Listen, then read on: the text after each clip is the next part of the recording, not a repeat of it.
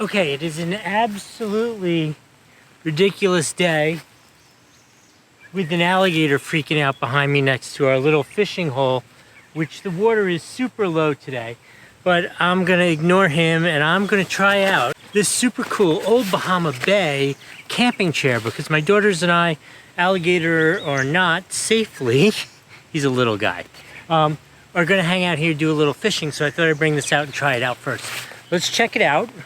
I do need to tell you while I open it up that this was provided to me to do this review, but with absolutely no instructions. And the first thing that I want to, still safe, that I want to tell you about with this is that it is unbelievably light, like almost like crazy light. And it's still full metal frame and all that kind of stuff. Let me take the packaging off. Let's try it.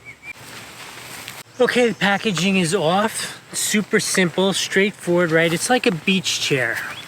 Not so much camping chair, more beach chair. You know, sits nice and low. You put your feet out, unfolds nice and easy. It's got this cool, I really do like the orange color.